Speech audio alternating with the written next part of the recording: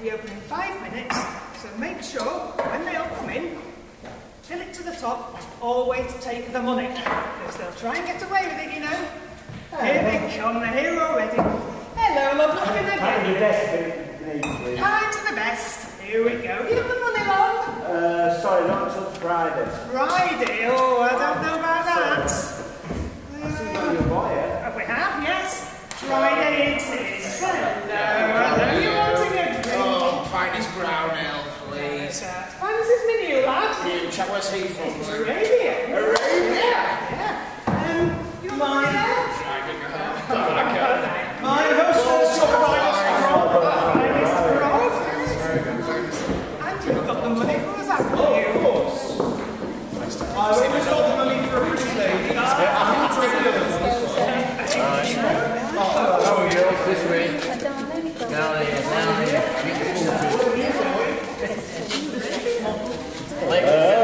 Two beautiful girls. One boy, Vicky, Lucy, all the way from Spain. This one, Rose. She's been round the nose down a few times. Just a minute. What's going on? You have no money a minute to go. Come on. Thank you.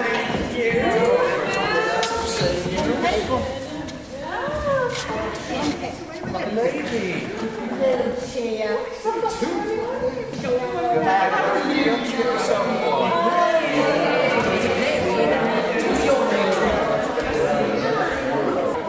Let's have a song.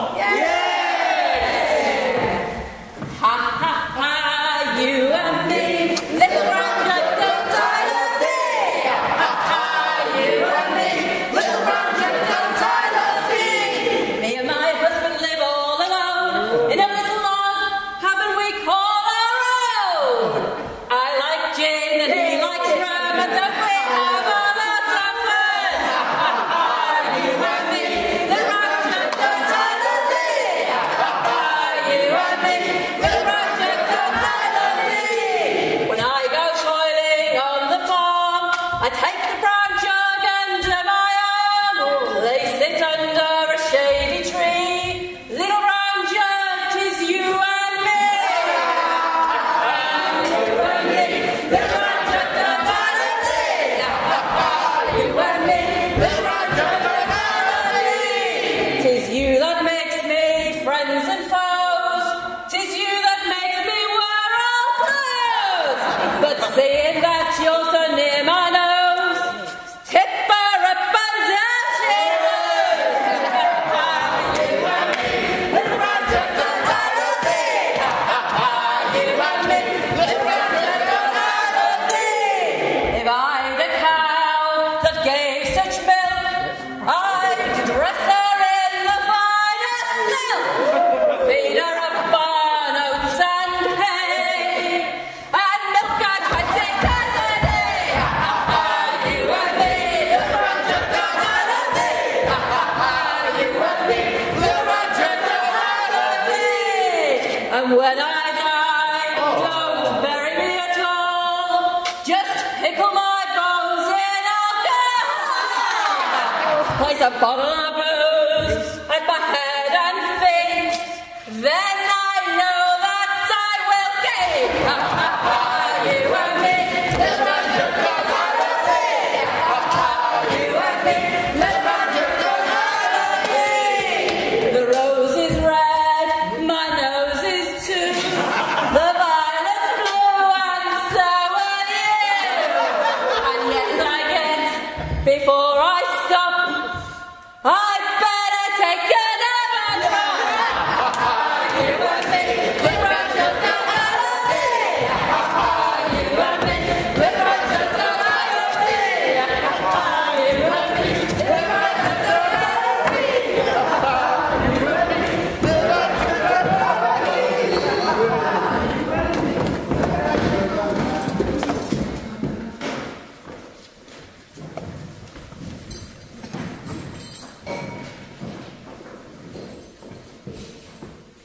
duck, don't tie the Lady Escalus, My lord, of government,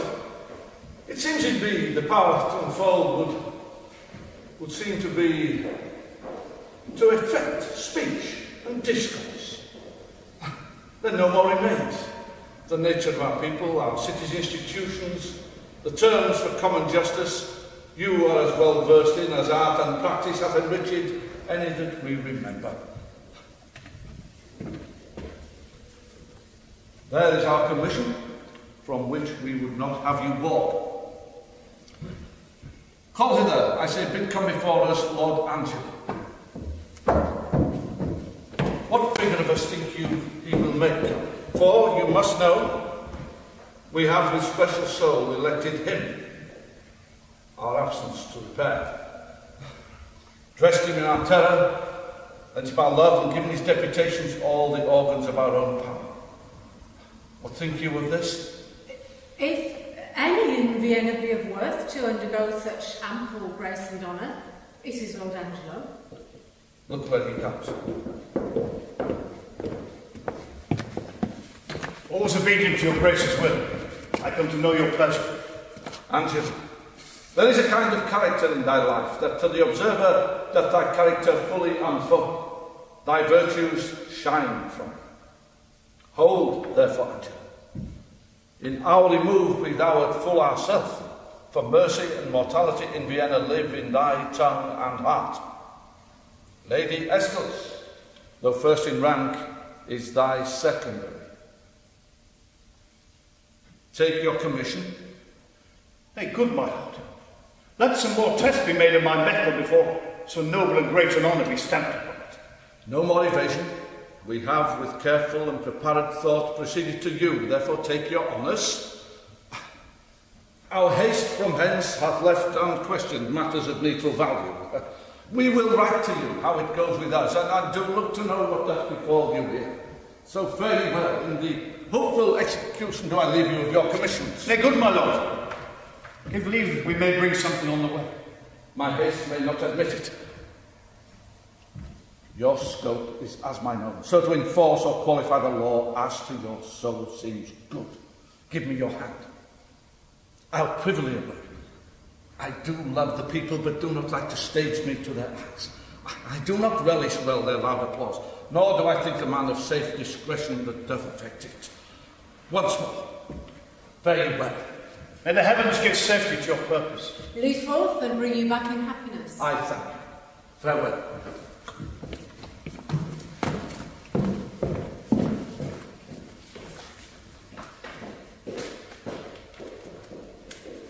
I shall desire you, sir, to give me leave to have free speech with you.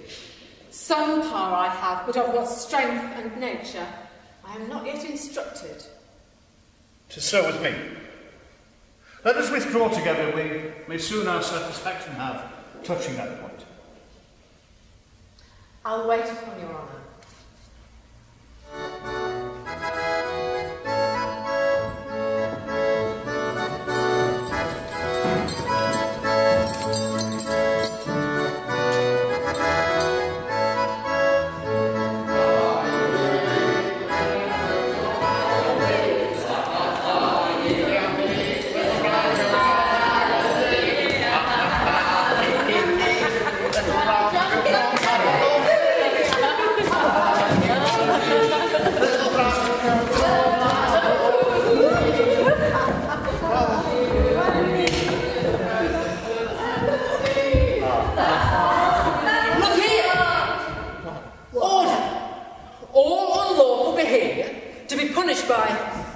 by a whipping and possibly execution by order of Lord Angelo. Unlawful behaviour.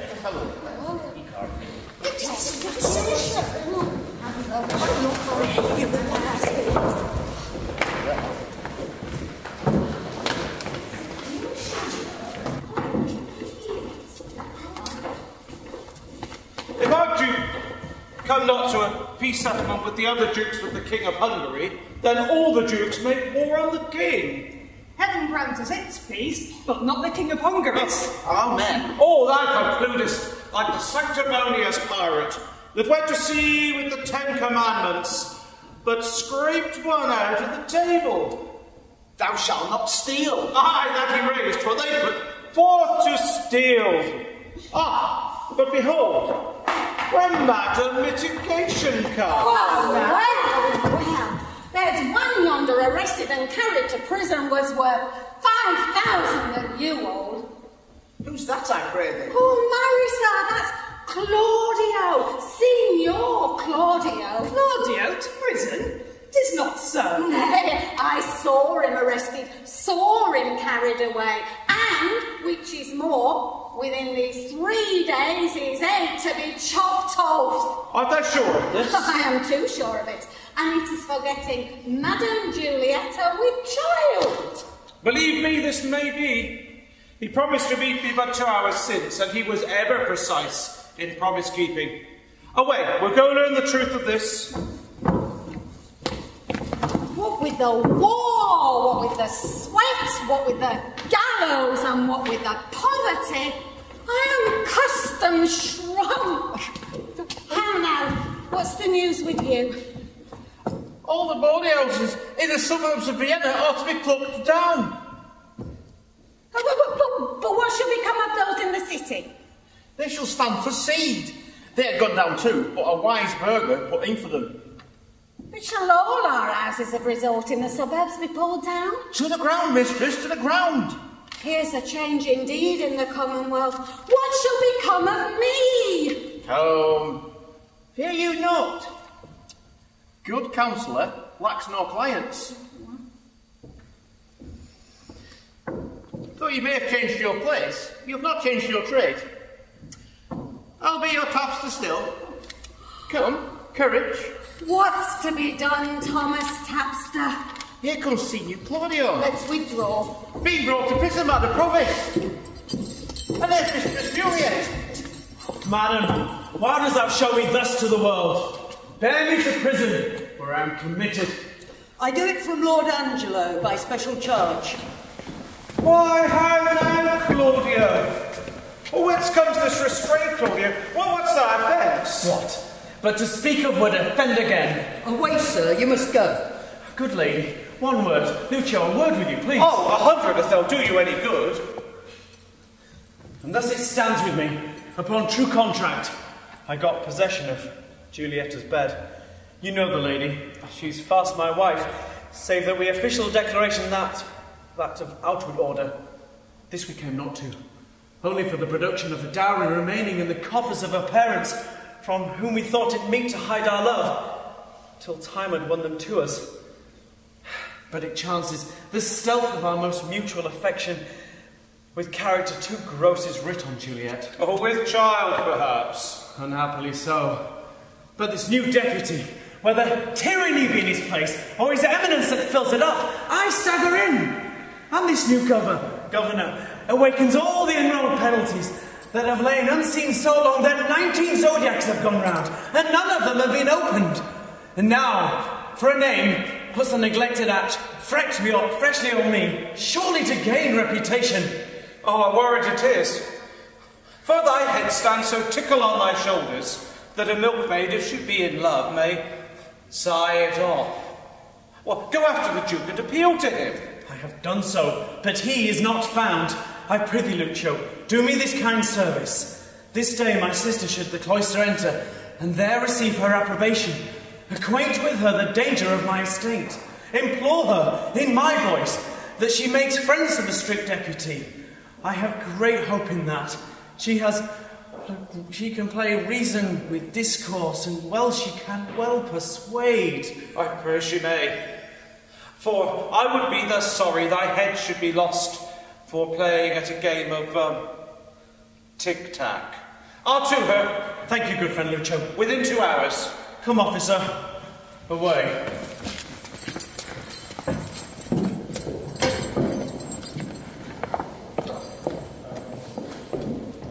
No, Holy Father, throw away that thought. Think not that the dribbling dart of love can pierce my complete bosom.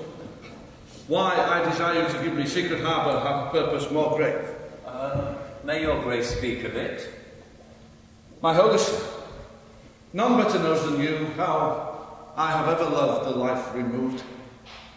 I have today given to Lord Angelo, a man of stricture and firm abstinence, my absolute power and place here in Vienna, and he believes me travel to Poland. Now, pious sir, you will demand of me why I do this. Oh, gladly, my lord. We have strict statutes and most biting laws, needful restraints to headstrong weeds, which for these 19 years we have let slip. Now, as fond fathers who bound up the threatening twigs of birch only to stick it in their children's sight for terror, not to use, in time the rod becomes more mocked than feared. So our decrees, dead to infliction to themselves are dead, and liberty plucks justice by the nose. The baby beats the nurse, and quite athwart goes all decorum.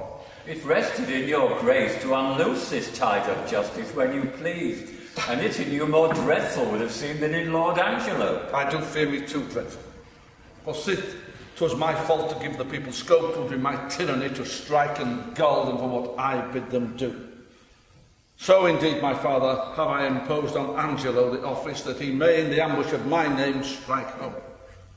Now, to observe his sway, I will, disguised as a brother of your order, visit both prince and people. Therefore I pray thee, supply me with a habit, and instruct me how I may in person bear me like a true friar. Lord Angelo is precise, scarce confesses that his blood flows or that his taste is more to bread than stone. Thus shall we see, if power change purpose, what our seamers be.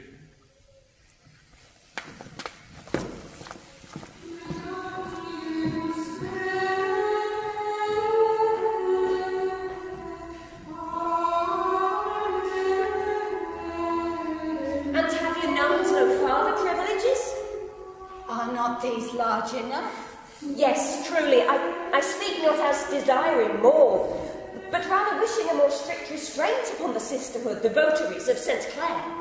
Oh, peace be within this place! It is a man's voice. Gentle Isabella, turn you the key and know his business of him. You may, I may not. You are yet unsworn. When you have vowed, you must not speak with men, but in the presence of the prioress. Then if you speak, you must not show your face, or if you show your face, you must not speak. Hello, anyone there? He calls again. I pray you, answer him.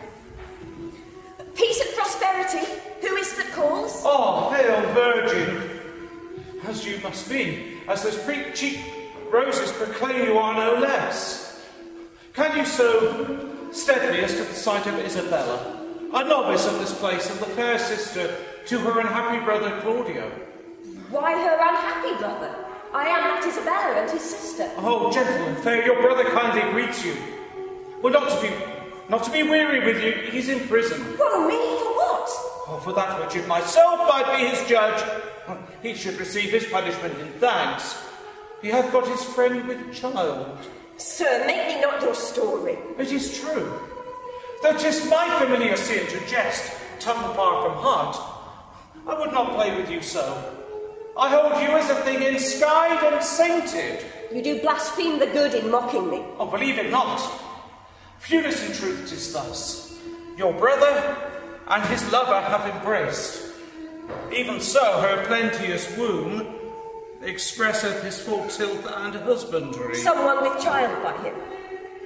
My cousin Juliet. She it is.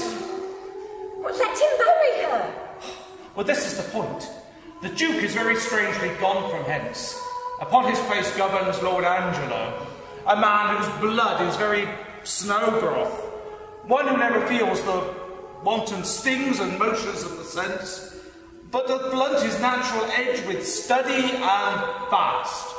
He hath picked out an act, under whose heavy sense your brother's life falls into forfeit. He hath arrested him on it, to make him an example. All hope is gone, unless you have the grace by your fair prayer to soften Lord Angelo.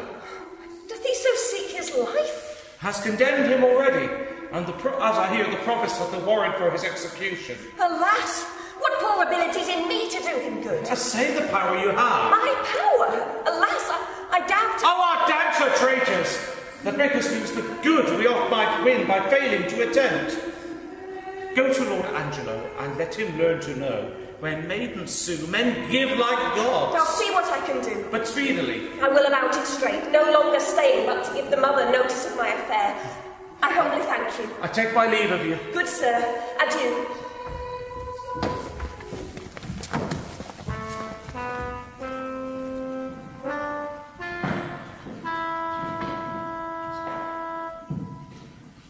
We must not make a scarecrow of the law, setting it up to fear the birds of prey until custom make it their perch and not their terror. Aye, but yet, let us be keen, and rather cut a little, and fall, and bruise to death.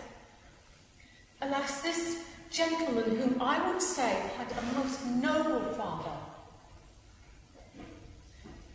Let but your honour know, whom I believe to be most straight in virtue, that in the workings of your own affections, whether you had not at some point in your life erred, in this point which now you censure him and pull the law upon you.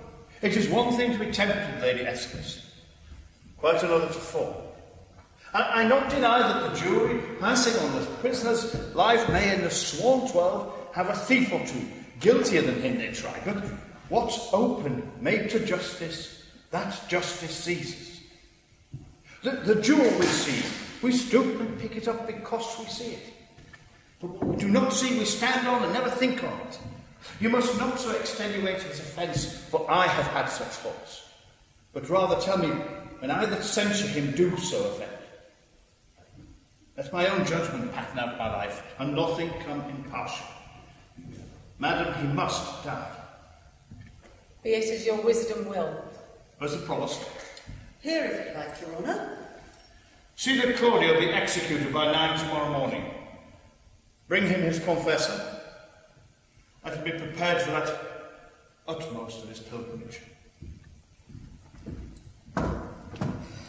Well, heaven forgive him, and forgive us all. Some rise by sin, and some by virtue fall. Some run from breaks of ice and answer none, and some condemned for a fault alone. If it pleases your ladyship's honour, I am the Duke's constable, and I bring in a notorious villain. What are you, sir? He says he's a tapster, ma'am, but he's aboard that serves a very bad woman who runs a Turkish bath, which I think is a very ill house too. Come hither to me, Master Tapster. What's your name, Master Tapster? Pompey. What else? Trough, and your bum is the greatest thing about you, so in the beastliest sense you are Pompey the Great. Pompey. You are aboard, howsoever you colour it, with being a tapster, are you not?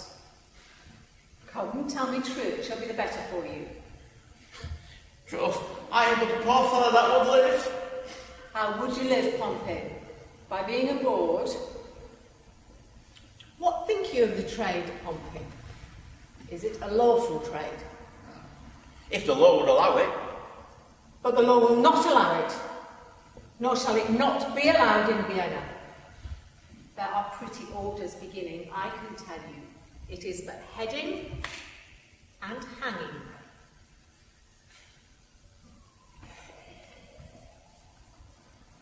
Hark you, I advise you. Let you not appear before me again under any complaint whatsoever.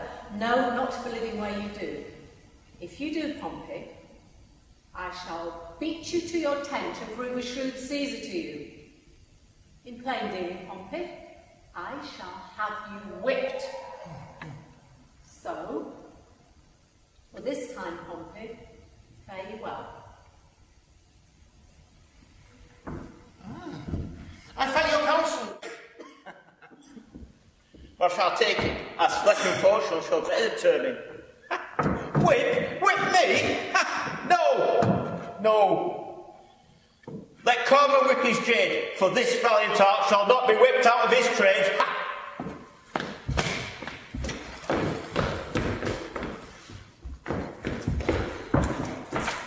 Come hither to me, Master Constable. Come hither, Master Elbow. How long have you continued in this office of constable? 7.5 years, ma'am. I thought by your residence in office you had continued in it some time. You say 7 years together. And a half, ma'am. Unless it have been great pains to you, they do you wrong to put you so oft upon it. Faith, ma'am, they are glad to choose me for them. Look you, bring you the names of some 6 or 7, the most sufficient of your parish. To your ladyship's house? To my house. Fare you well.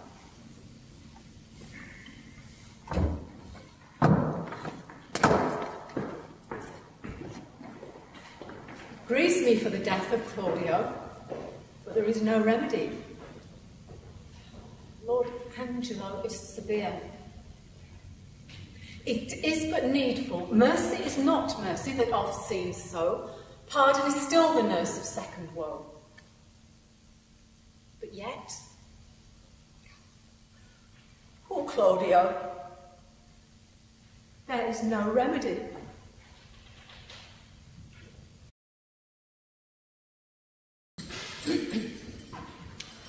What's the matter now, Provost?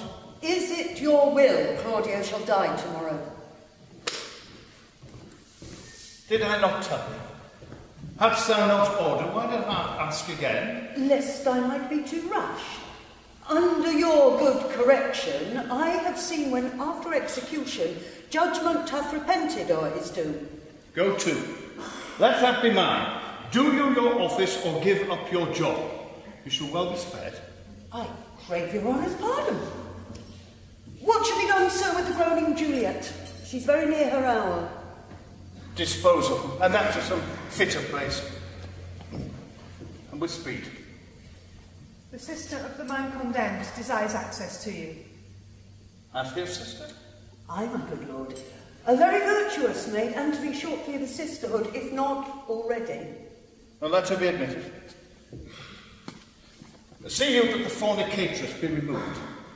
Give her needful, but not lavish means, there shall be order for it. Stay your while.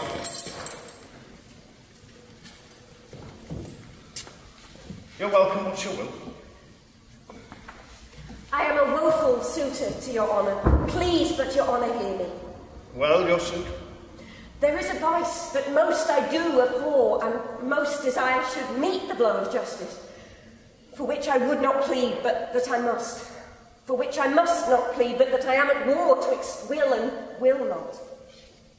Well, the matter? I have a brother, is condemned to die. I do beseech you, let it be his fault, and not my brother. Heaven give thee moving graces. Condemn the fault and not the actor of it? Why, every fault's condemned ere it be done. Mine were the very cipher of a function to find the fault whose fine stands in record and let go by the actor. Oh, just but severe law. I had a brother then. Heaven keep your honour. Oh, give it not over so.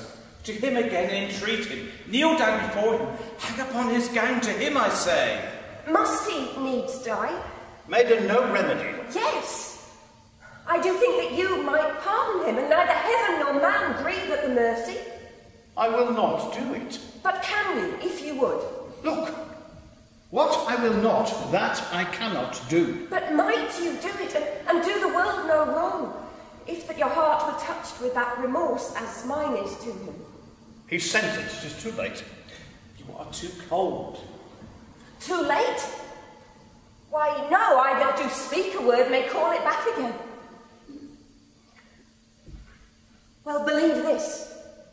No ceremony that to great ones longs, nor the king's crown, nor the deputed sword, the marshal's truncheon, nor the judge's robe, become them with one half so good a grace as mercy does. If he had been as you, and you as he, you would have slipped like him. But he, like you, would not have been so stern. Pray you be gone. I would to heaven I had your potency. I would tell what 'twere to be a judge and what a prisoner. Oh, I touch him, there's the vein.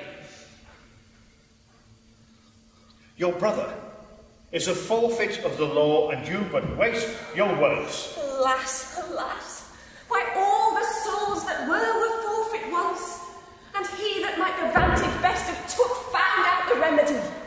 How would you be if he which is the top of judgment should but judge you as you are? Oh, think on that, and mercy then will breathe within your lips like man you made. Be gentle, fair maid.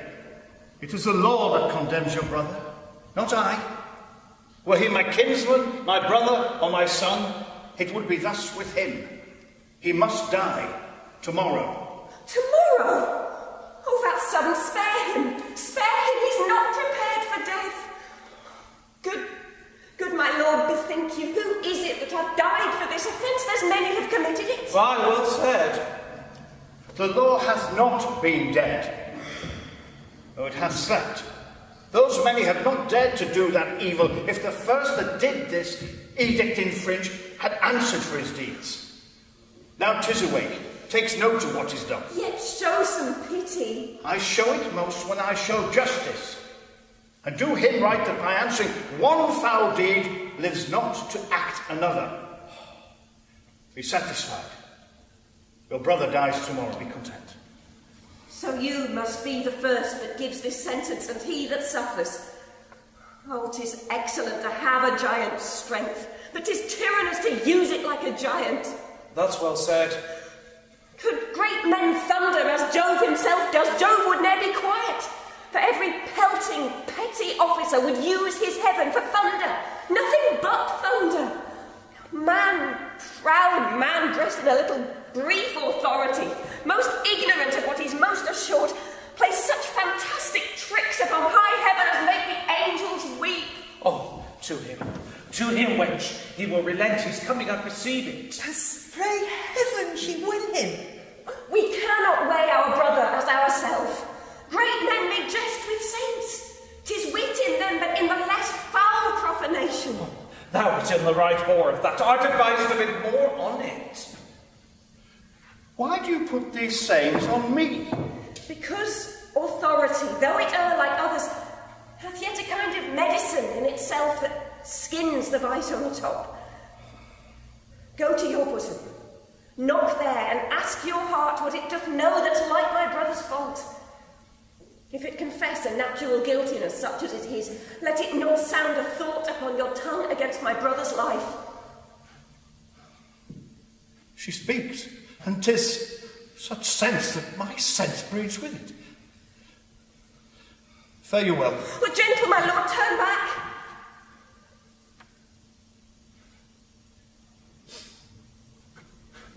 I will bethink me.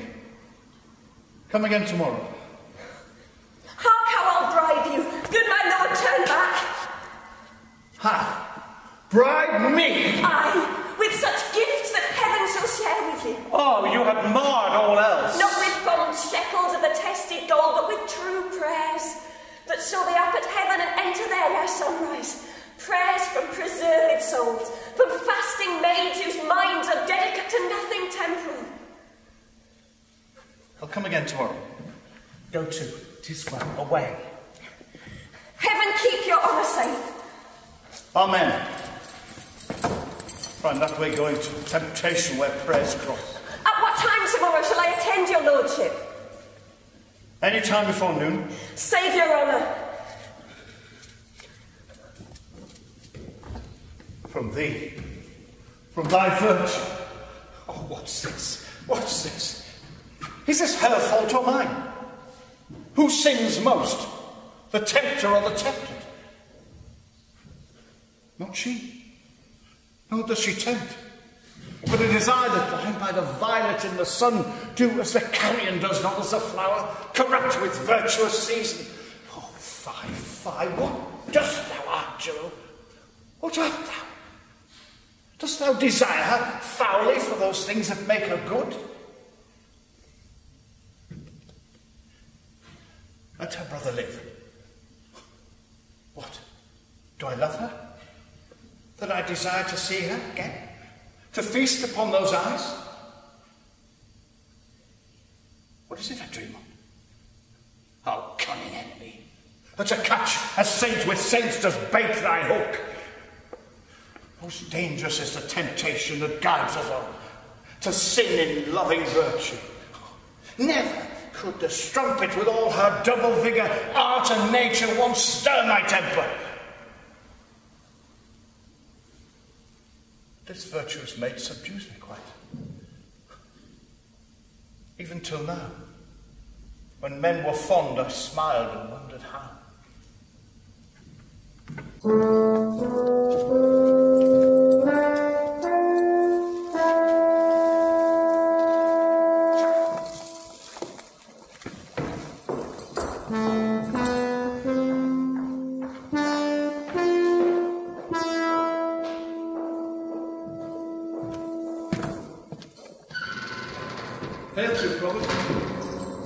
So I think you are.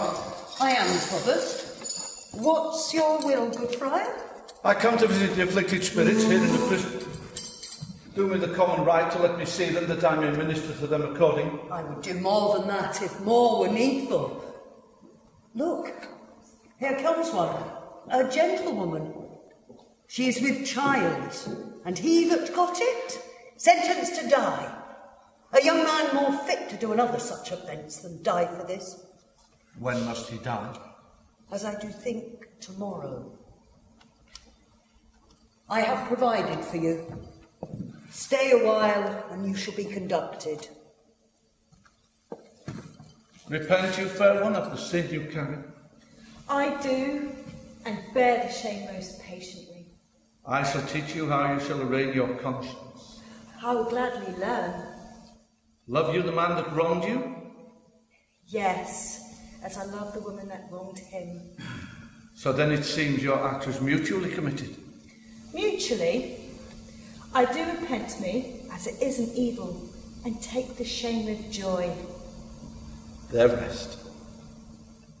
Your partner, as I hear it, must die tomorrow, and I am going with instruction to him.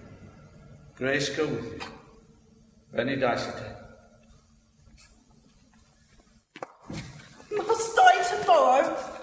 Oh, injurious love, that respites me a life, whose very comfort is still a dying horror. 'Tis pity of him. Come.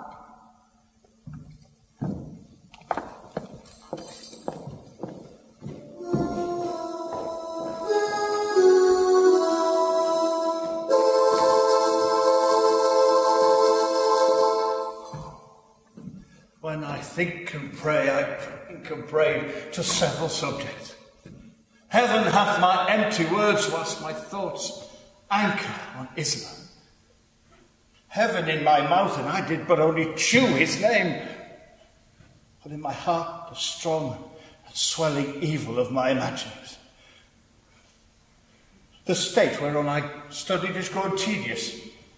Yea, my gravity, wherein that no man hear me, I happily take pride. Could I happily change for an idle plume, or place or form? How often dost thou without outward show wrench all from fools and tie the wiser souls to thy false seemings? Who goes there? One Isabel, a sister, desires access to you. Teach her the way. Oh, heavens, why does my blood thus muster to my heart?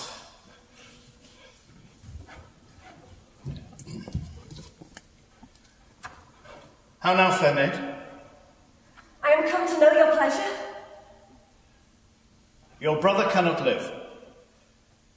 Even so. Heaven keep your honour. Yet he may live a while, and it may be as long as you or I, but he must die. Under your sentence? Yea. When, I beseech you, that soonest or latest he may be so fitted that his soul sicken not. Oh, fag his filthy vices. It were as good to pardon him a man that hath killed a man, than those who in their saucy sweetness do coin heaven's image in stamps that are forbid. 'Tis set down so in heaven, but not in earth. Say you so? Then I shall put it to you quickly. Which would you rather, that now the most just law took your brother's life, or that to redeem him, give up your body to such sweet uncleanness as she that he hath stained? Sir, believe this, I had rather give my body than my soul. I talk not of your body. Of my soul, how say ye? I talk not of your soul. How say ye that? No, hear me. I, now the voice of the recorded law, do pronounce a sentence on your brother's life.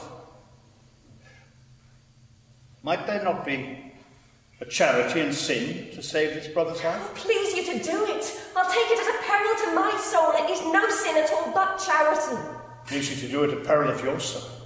It is equal poise of charity and sin. That I do beg his life, if that be sin, heaven let me bear it. Your granting of my suit, if that be sin, I'll make it my morn prayer to have it added to the fault of mine and nothing of your answer. Your senses pursue not mine. Either you are ignorant or seem so craftily, and that's not good. Let me be ignorant and in nothing good, but graciously to know I am no better. Thus wisdom wishes to appear most bright when it doth reprove itself. But mark me. To be received more plain, I would speak more gross. Your brother is to die. So? And his sentence is law upon that penalty. True. Admit no other way to save him than you, his sister, desired of some person whose own great place in the state could free your brother from the old binding law, and that there were no earthly means to save him, then you give up your body to this supposed other, or let him suffer. What would you do? As much for my poor brother as myself. That is, were I under the terms of death, the impression of keen whips I'd wear as rubies, and strip myself to death as to a bed that longing have been sick for, ere I'd yield my body up to shame. Then must your brother die. Better it were a brother died at once, than that a sister, by redeeming him, should die forever. Were you not then as cruel as the law you have slandered so? Lawful mercy is nothing kin to foul redemption. You seem to relate and make the law a tyrant, and rather prove the sliding of your brother a merriment than a vice. Oh, pardon me, my lord, it oft falls out to have which we would have, we speak not what we mean. I rather do excuse the thing I hate, for his advantage that I dearly love. We're all frail. Then let my brother die, since none but he was guilty of this frailty. No. Women are frail too. Women? Help heaven. They call us 10 times frail, for we are soft as our complexions are and credulous to false prints. I mark it well. Therefore let me be bold. I do arrest your words, be that you are, that is, a woman. If you are more, you're none. If you be one, as you're well expressed, and show it now, by putting on the destined livery. Gentle, my lord, I do entreat you, speak the former language. Plainly conceive, I love you.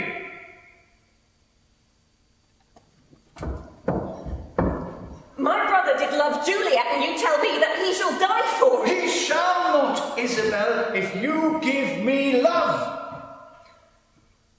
I know your virtue hath a licence in't, pretends to be a little fouler than it is to entrap others. Upon my faith and honour, my words express my purpose. Little honour to be much believed, and most pernicious purpose. Seeming. I will proclaim thee, Angela, look forward. Sign me a present pardon for my brother, or with an outstretched rope I'll tell the world aloud what man thou art. And who will believe thee, Isabel? My unsoiled name, the austereness of my life, my vouch against you, my place in the state, will so away your accusations. You shall stifle in your own report and smell of calumny. Now, I have begun, and I will give my sensual race the rein. Fit thy consent to my sharp appetite. Lame by all nicety and prolixious blushes. Redeem thy body, thy brother, by yielding thy body to my will. Or thy unkindness shall his death draw out to lingering sufferance. By the passion that guides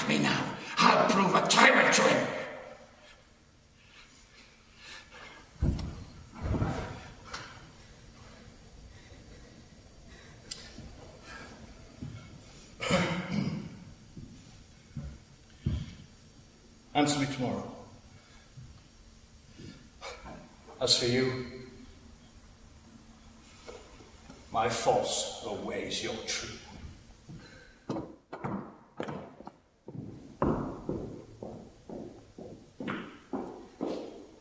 To whom should I complain? Did I tell this, who would believe me? I'll to my brother. He hath in him such a mind of honour that had he 20 heads to tender down on 20 bloody blocks, he'd yield them up before his sister should her body stoop to such abhorred pollution.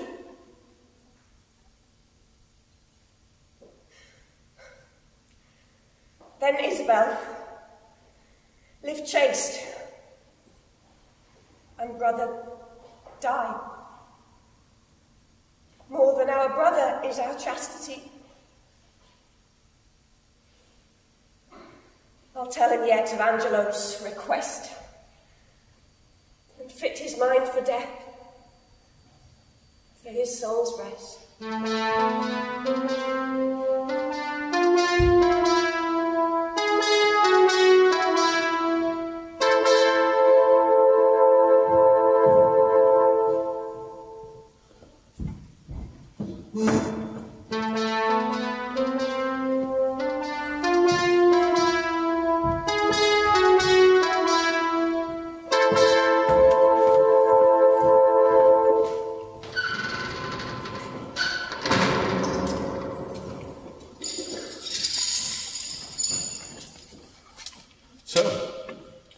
You hope of pardon from Lord Angelo?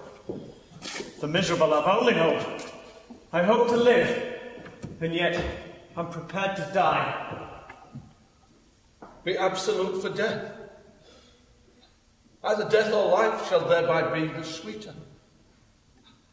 Reason thus with life. If I do lose thee, I do but lose a thing that none but fools would keep. A breath thou art, servile to all the sky influences that dost this habitation where thou keepst hourly afflict. Merely thou art death's fool. For him thou labourest by thy flight to shun, and yet runs towards him still.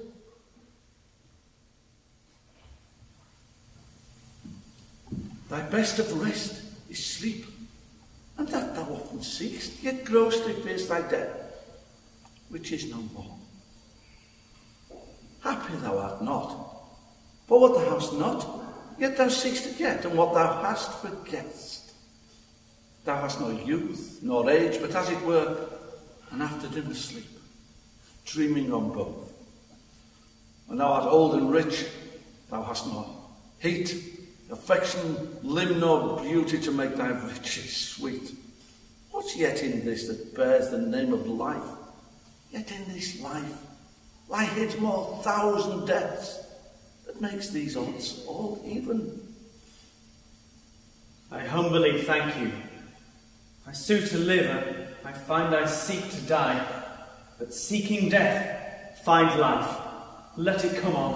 What ho! Peace here, gracing good company. Who's there? Come in. The wish deserves a welcome. Most holy sir, I thank you. My business is a word or two with Claudio. I'm very welcome. Look, Signor, here's your sister. Provost, a word with you. As many as you please. Take me to hear them speak where I may be concealed. Now, sister, what's the comfort? Why, as all comforts are, Lord Angelo, having affairs to heaven, intends you for his swift ambassador, where you shall be an everlasting lieger. Therefore your preparation make with speed. Tomorrow you set on. But is there no hope? None but such remedy as to cleaver, to say the head with cleaver heart in twain. But is there any? Yes, brother. You may live. There is a devilish mercy in the judge if you'll implore it that would free your life, but fetter you till death. But in what nature? Let me know the point. I do fear thee, Claudio. Darest thou die? The sense of death is most in our apprehension. And the poor beetle that we tread upon in corporal sufferance finds a pang as great as when a giant dies. Why give you me this shame? If I must die, I will encounter darkness as a bride, and hug it in mine arms. Thus spake my brother. There my father's grave did utter forth a voice. Yes, brother, you must die.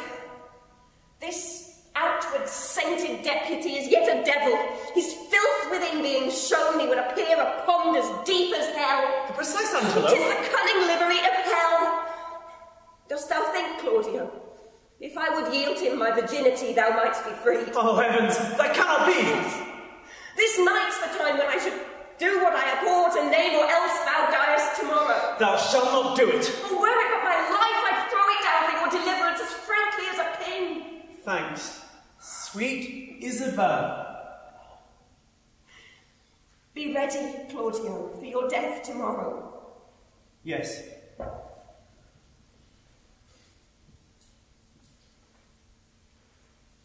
Has he passions in him that can make him thus bite the law on the nose, while he would then enforce it?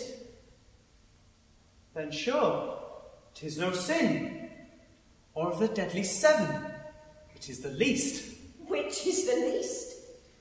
If it were damnable, he being so wise, why for a momentary trifling would he be perjurably punished?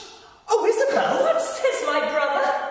Death is a fearful thing. Unshamed life, a hateful. Aye, but to die, and go we know not where, to lie in cold obstruction and to rot, this sensible motion to become a kneaded clod, and the dilated spirit to bathe in fiery floods, or to reside in the thrilling region of thick-ribbed ice, or to be imprisoned in the viewless winds, and to be blown around with restless violence round the pendant world. 'Tis too horrible!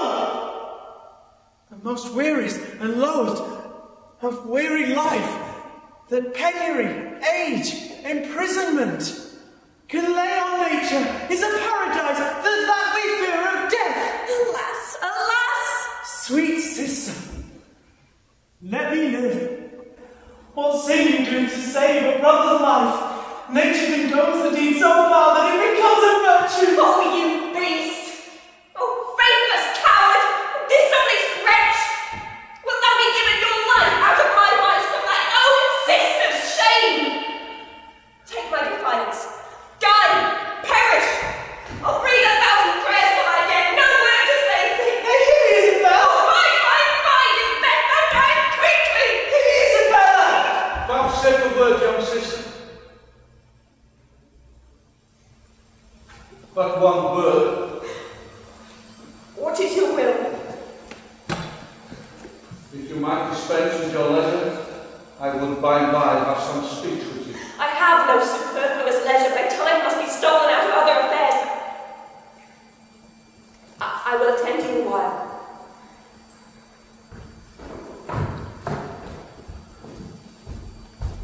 Son, I have overheard what had passed between you and your sister.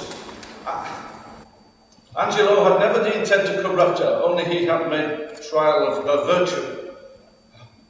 Therefore prepare yourself to death. Do not waste your resolve on hopes that are fallible. Tomorrow you must die. Go to your knees and make ready. Let me ask my sister's pardon. I am so out of love with life, I will soon to be rid of it. Then rest. Farewell.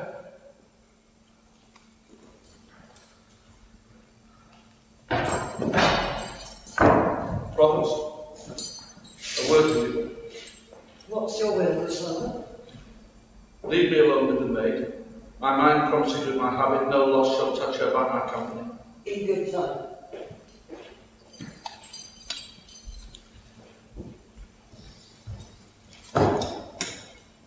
The assault that Angelo had made on you had been conveyed to my knowledge. And but that frailty had example for his falling, I should wonder at Angelo. How will you content the deputy and save your brother? I'd rather my brother die by the law.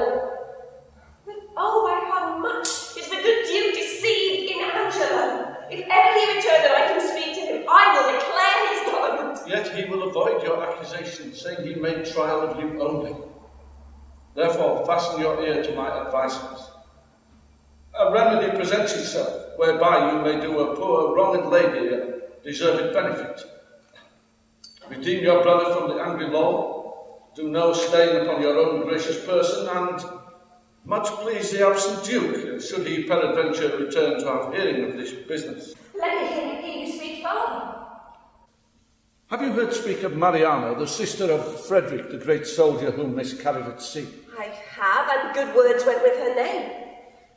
She should this Angelo have married. He was affianced to her by oath, and the nuptial appointed. Between the timing of the contract and the solemnity, her brother Frederick was wrecked at sea, carrying with him in that perished vessel the dowry of his sister. Poor gentleman. With that she lost a noble and renowned brother. With him, her dowry, with both, her contracted husband, this well-seeming Angelo. Can this be so? Did Angelo so leave her? Left her in her tears and dragged not one with his comfort. Swallowed his vows whole, pretending in her discoveries of dishonour. But how out of this can she avail? 'Tis a rupture you may easily heal. Show me how, good father. This maid hath yet in her the continuance of her first affection. His unjust unkindness, which should in all reason have quenched her love, had made it more violent and unruly. Go you therefore to Angelo, and answer his requirements with a plausible obedience. Agree to his demands. Only hold yourself to this advantage, that your stay with him may not be long, that the place, a time, having it all silence and shadow, and the place answer to convenience. This agreed, we shall advise this wronged maid to go in your place.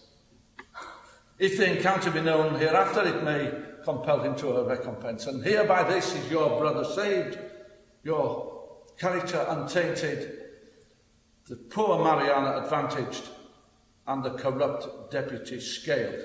What think you of this? The image of it gives me content already, and I trust it will grow to a most prosperous perfection. It lies much in your holding up. Haste you speedily to Angelo. If tonight he entreat you to his bed, give him promise of satisfaction. I'll to St. Luke's. There by the moated grange lives the dejected Mariana. Call upon me there, and dispatch with Angelo that it may be quickly. I thank you for your comfort. Fare you well, good father.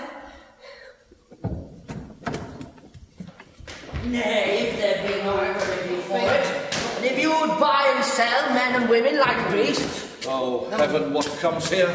Come your way, sir, come. Bless you, good father friar. And you, good brother. What offence has this man done you, sir? Marry, sir, he hath offended the law, and we take him to be a thief too. For we have found upon him a strange picklock, which we have sent to the deputy. Fie, sirrah. A bawd?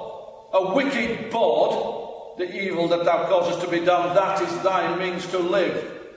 By the abominable practices you drink, eat, and array thyself and live. Do you believe thy living is a life so stinkingly dependent? Go mend. Go mend. Well, indeed, it does stink of sauce, sir, but I can prove. Nay, proofs for sin. Away with him to prison, officer. Correction and instruction must both work, ere this rude beast will profit. He must before the deputy. She hath given him warning. The deputy cannot abide a whoremaster. Would that we all were as some would seem to be, from faults, as faults from seeming free. Ah, I spy comfort. I spy bail. Here comes a gentleman and a friend of mine. How now, noble Pompey? What, at the wheels of Caesar? Art thou led in triumph? Oh, how doth my dear mistress, my dear morsel, thy mistress, procure she still up? Sir, troth, she has eaten up all her beef, and is herself in the tub. Oh, well, that is good, it is the right of it. Art going to prison, Pompey? Aye, faith, sir. For debt, Pompey, or how? For being aboard, for being aboard. Oh, well, imprison him then. If imprisonment be the due of a board, then 'tis his right. Farewell, good Pompey.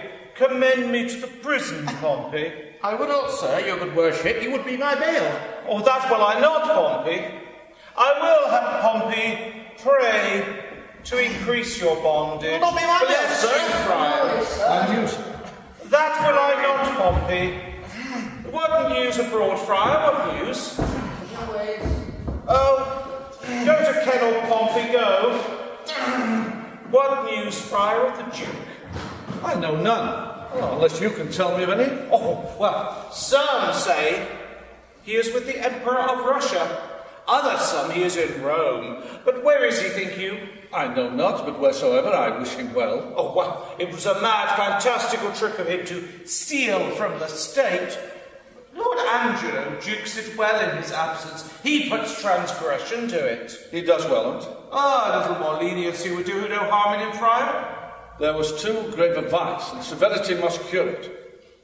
Yes, in good sooth. But it is impossible to extirpate quite, friar, till eating and drinking be put down. They say this Lord Angelo was not made by man and woman by this downright way of creation. Is it true, think you? How should he be made, then? Well, some say a sea maid spawned him. Others that he was begot between two stock fishes. But it is certain that when he makes water, his urine is congealed ice. That I know to be true. You are pleasant, sir, and speak apace. Well, what a ruthless thing this is in him, for the rebellion of a codpiece to take away the life of a man. Would the Duke that is absent have done this? He had some feeling for the sport, and that instructed him to mercy. I never heard the Duke much detected for women. He was not inclined that way. Sir, you are deceived. 'Tis not possible. Who, not the Duke? Oh, the Duke had itches in him. He could be drunk too, that let me tell you. You do him wrong, surely. Sir, I am a confidant of his. I believe I know the cause of his withdrawing. What, I prithee, might that be? Oh, no, pardon, it is a secret. But this I can let you understand.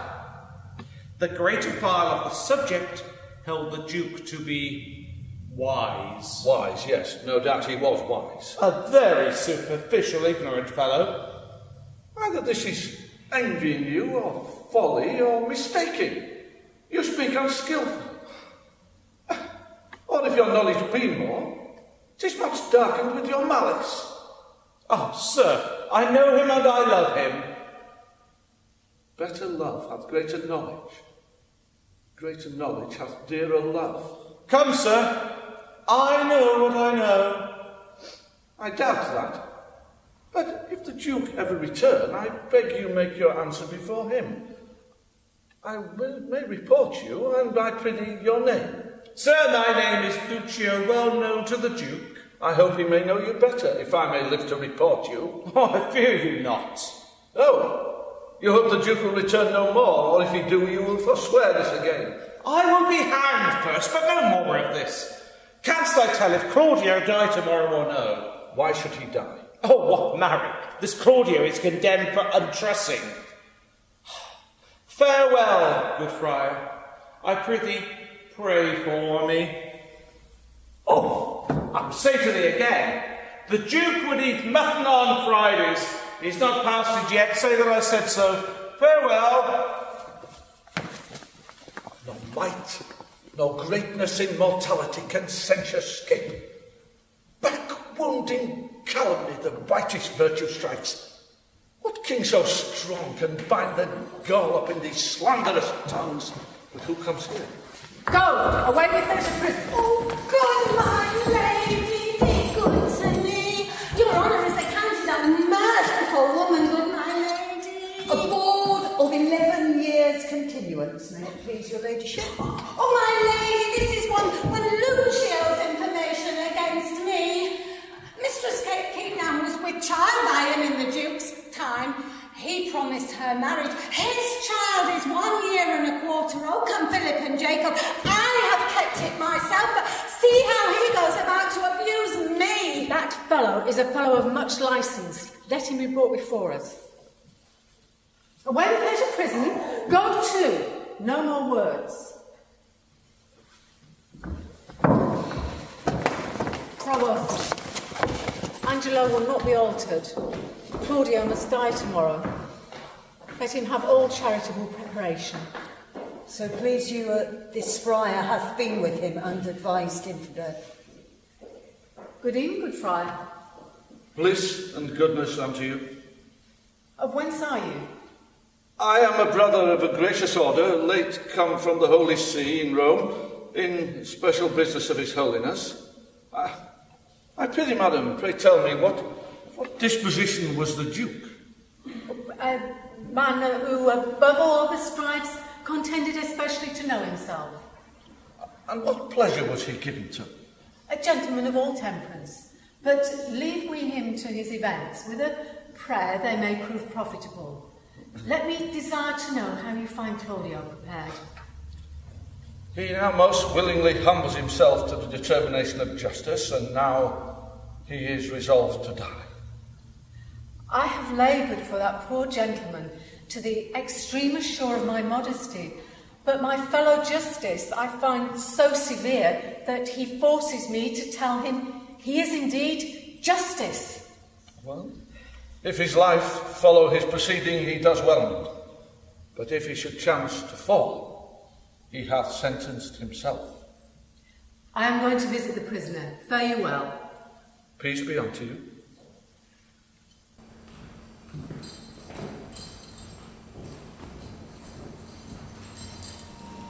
He whom the sword of heaven will bear should be as holy as severe. Twice treble shamed is Angelo to weed my vice and let his grow. Oh, what may man within him hide, though angel on the outward side? Craft against vice I must apply. Tonight with Angelo shall lie his old betrothed but despised. So disguise shall by the disguised pay with falseness, false exacting, and perform an old contract.